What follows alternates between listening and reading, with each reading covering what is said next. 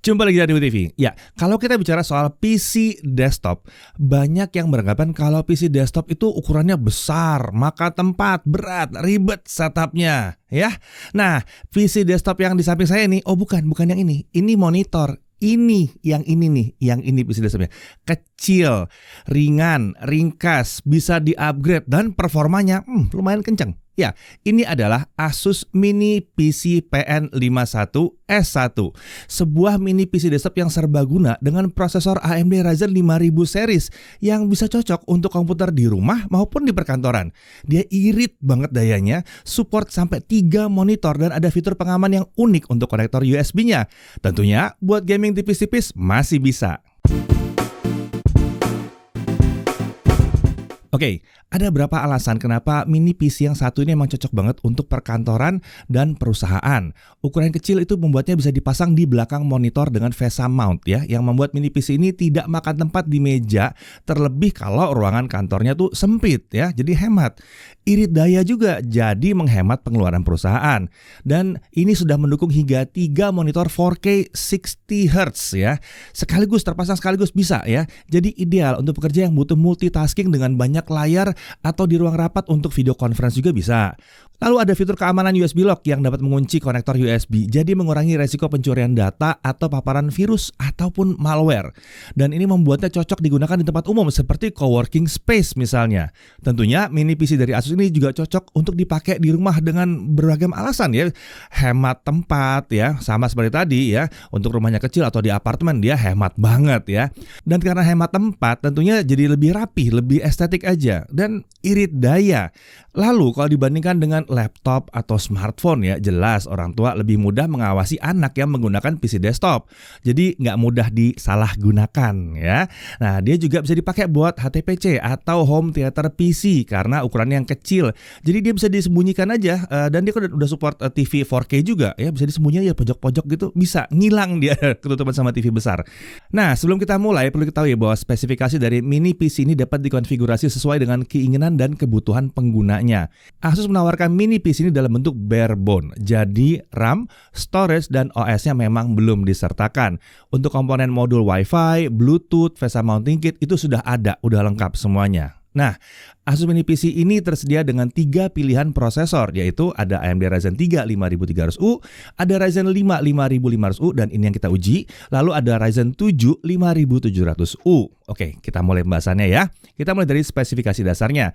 Seperti kita bahas tadi, dia pakai AMD Ryzen 5500U, codename Lucien. Arsitekturnya adalah Zen 2. Fabrikasi tentunya 7 nanometer. Default TDP-nya 15 watt, dan tentunya ini adalah prosesor yang cukup mumpuni dengan 6 core 12 thread. L3 cache-nya ada 8 mega. Lalu untuk grafik dia pakai AMD Radeon Graphics ya. Dia sudah punya 7 graphics core dengan 448 shader units. Ukuran default untuk VRAM adalah 512 MB yang diambil dari RAM utama tentunya. Menariknya, ukuran VRAM ini bisa diatur secara manual dari BIOS, mulai dari 128 MB sampai 4 GB kalau dibutuhkan. Nah, untuk RAM, mini PC ini dilengkapi dengan 2 slot SODIMM untuk RAM DDR4. Dukungan kapasitas maksimumnya sampai 64 GB. Dukungan kecepatan maksimalnya hingga 3200 MHz. Untuk pengujian kali ini kami pasang 16 GB RAM DDR4 3200 dengan konfigurasi dual channel atau 2x8 GB supaya performanya langsung kencang ya. Nah, untuk storage, mini PC ini mendukung dual storage dengan konfigurasi 1 SSD M.2 PCIe dengan dukungan kapasitas hingga 1 TB dan satu lagi bisa untuk hard disk atau SSD SATA 2,5 inci dengan dukungan kapasitas lagi-lagi sampai 1 TB. Pada paket penjualan disertakan heatsink untuk SSD M.2, jadi kerjanya bisa lebih dingin ya, dipikirkan semuanya nih ya. Sementara untuk konektor SATA ini tidak menggunakan kabel, jadi lebih rapih di sini. Untuk masang hard disk atau SSD SATA, unit hard disk atau SSD SATA dipasang pada bracket yang ada di penutup bawah mini PC ini. Penutup ini kemudian bisa dipasang ke mini PC dengan cara digeser, yang secara otomatis menghubungkan hard disk atau SSD ke konektor SATA-nya. Jadi nggak ada kabel-kabel di sini. Mini PC ini juga menggunakan modul Wi-Fi tentunya ya. Ada MediaTek Wi-Fi 6 di sini. Ini sudah support Wi-Fi 6 dan Bluetooth versi 5. Untuk OS, mini PC ini mendukung Windows 10 maupun Windows 11, baik versi Home atau Pro. Nah, untuk pengujian kali ini kita pakai Windows 10 Pro ya, nggak akan ada jauh beda sih performanya ketimbang yang 11 juga ya. Nah, untuk casing ukurannya adalah 11,5 kali 11,5 kali 4,9 cm, jadi volumenya hanya 0,62 liter saja. Ini mungil hanya sebesar telapak tangan orang dewasa. Untuk bobot, setengah kilogram atau 500 gram tanpa RAM dan storage-nya. Untuk konektor dan tombol kita lihat di depan ada satu 3,5 mm audio combo jack. Lalu ada satu USB-C 3.2 Gen 1 yang 5 Gbps, ada satu USB 3.2 Gen 1 5 Gbps. Lalu ada power button dengan LED indikator. Beralih ke belakang, ada satu HDMI, ada satu DisplayPort, ada satu USB-C 3.2 Gen 1 yang sudah support display output dengan protokol DisplayPort, ada power delivery input juga di sini, lalu ada satu Ethernet yang mendukung bandwidth 2,5 Gbps, ada dua USB 3.2 Gen 1 5 Gbps dan ada satu DC in. Dengan konektor seperti ini, Asus Mini PC ini mampu dipasangkan dengan 3 monitor 4K 60 sekaligus. Asus Mini PC ini juga bahkan bisa mendukung konfigurasi satu monitor resolusi 8K 30Hz melalui konektor DisplayPort atau satu monitor resolusi 8K 60Hz dengan konfigurasi DisplayPort Dual Mode. Menariknya lagi, karena konektor USB-C-nya mendukung power delivery, Mini PC ini bisa mendapatkan asupan daya dari monitor melalui kabel USB-C to USB-C yang sekaligus jadi kabel display. Jadi cukup pakai satu kabel aja, perkabelannya bisa rapih di sini. Tentunya ini bisa terjadi kalau monitornya sudah mendukung konfigurasi seperti itu ya. Nah, untuk fitur keamanan ada USB lock. Seperti kami sebutkan di awal, fitur ini memungkinkan pengguna untuk mematikan port USB sehingga tidak dapat digunakan untuk mentransfer data. Fitur ini dapat dikonfigurasi melalui BIOS maupun software Asus Business Manager. BIOS ini juga dilengkapi dengan fitur admin password ya.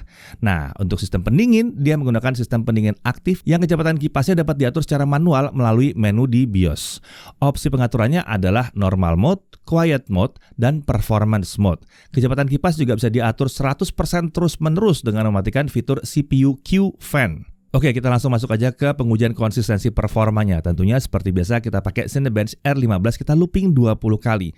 Nah, kami menemukan hal yang unik saat kita jalankan Cinebench selama 20 kali ini ya. Skor maksimalnya terlihat mencapai 1219 poin. Untuk beberapa run berikutnya dia akan turun ke kisaran 600-an poin. Tapi sempat beberapa kali kembali ke 1000-an poin lagi di pertengahan pengujian. Nah, mari kita lihat sekarang suhu kerjanya. Pada pengukuran kami terlihat saat di mana prosesor diizinkan untuk nyolong performa. Suhunya itu bisa spiking atau lompat ke 98 derajat Celcius sebelum akhirnya mengalami penurunan. Dan suhu yang bisa dipertahankan ada di kisaran 75 sampai 85 derajat Celcius. Mari sekarang kita bahas soal konsumsi dayanya ya. Nah, konsumsi daya maksimalnya itu ada di kisaran 26 watt dengan rata-rata di kisaran 21 sampai 22 watt. Luar biasa, besar sekali konsumsi dayanya ya saat menjalankan Cinebench. Oke, sekarang kita masuk ke pengujian dengan software beneran aja deh ya. Adobe Premiere Pro CC 2022. Ya, software buat edit video nih ya. Nah, kita pakai video 1080p 60 fps yang biasa kita gunakan, durasinya 2 menit 7 detik. Kalau kita render dengan software only, ini semua selesai dalam waktu 6 menit 17 detik. Kalau kita pakai OpenCL, dia akan jadi lebih cepat di kisaran 3 menit 44 detik. Nah, untuk suhu kerjanya saat ngerender yang tadi di OpenCL ya, dengan kecepatan kipas di 100%, suhu tertinggi prosesornya tuh hanya mencapai 71 derajat Celcius. Jadi aman sekali. Nah, untuk konsumsi dayanya pada saat di render tadi itu kan bekerja semuanya ya. Itu di kisaran 36 sampai 38 watt. Luar biasa, sangat tidak desktop sekali ini. Sekarang kita beralih ke DaVinci Resolve. Ya, ini software video editing kelas profesional yang gratis itu ya. Ya, paling nggak kita pakai versi gratisnya di sini. Video yang sama 1080p 60 fps. Kalau kita render itu semua selesai dalam waktu 7 menit. Sementara itu kalau untuk suhunya dengan kecepatan kipas 100%, suhu prosesor bisa terjaga di kisaran 70 sampai 80 derajat Celcius. Lagi-lagi masih dalam batas aman. Sementara untuk konsumsi dayanya lagi-lagi ada di kisaran 36 sampai 38 watt saja. Oke, sekarang kita coba 3D Mark Firestrike untuk lihat kemampuan grafisnya ya. Grafik skornya itu ada di 3059 poin. Nah, sekarang mari kita masuk ke gaming test aja. Ya kan mau tahu ya gimana kemampuan gamingnya ya.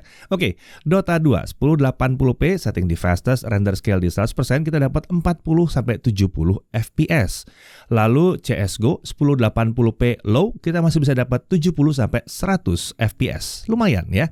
GTA 5 1080p normal, tessellationnya di off, rata-rata di kisaran 40-50 fps. Walaupun sesekali dia bisa turun sedikit di bawah 40 fps, masih playable banget. Kemudian Valorant 1080p low, rata-ratanya lumayan nih, ada di 80-130 fps.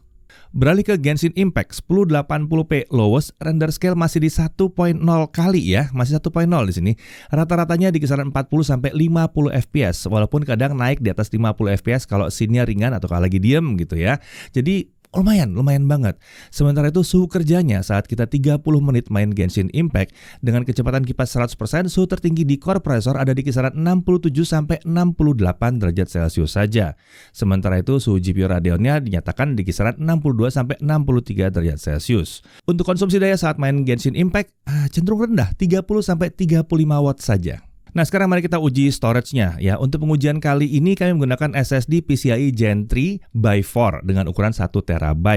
Kalau kita pakai Crystal Disk Mark, maka kita lihat bahwa kecepatan bacanya bisa mencapai 3568 Mbps dan kecepatan tulisnya ada di 2487 Mbps.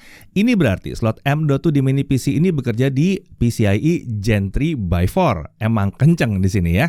Nah, kalau konsumsi daya dari tadi kan kita tes dalam kondisi full terus ya. Nah, kalau kita nonton video misalnya, nonton video 4K dari YouTube, dia akan makan sekitar 12-14 watt saja loh, nggak nyampe 30-an watt. Dan idle-nya itu cuma sekitar 5-6 watt saja. Kalah lampu ya. Ini bisa lebih kecil daripada lampu. Oke, untuk harganya. Semua harga yang kita bahas ini adalah harga bare bone. Jadi tidak termasuk RAM, SSD, dan juga tidak termasuk OS. Untuk yang Ryzen 3 5300U harganya di kisaran 5,5 juta rupiah. Sementara untuk Ryzen 5 5500U yang kita uji ini harganya di kisaran 6.200.000 rupiah. Lalu untuk Ryzen 7 5700U harganya di 7.100.000 rupiah. Ini sudah termasuk VESA mount dan juga heatsink SSD dalam paket penjualan. Untuk garansi lumayan panjang, 3 tahun garansinya. Nah, hal yang perlu diperhatikan. Pertama-tama ini adalah PC bare bone. Itu istilahnya buat PC bare bone itu PC yang belum lengkap gitu ya sebetulnya ya. Jadi RAM dan SSD serta OS tuh harus dibeli terpisah. Jadi harus diperhitungkan juga itu.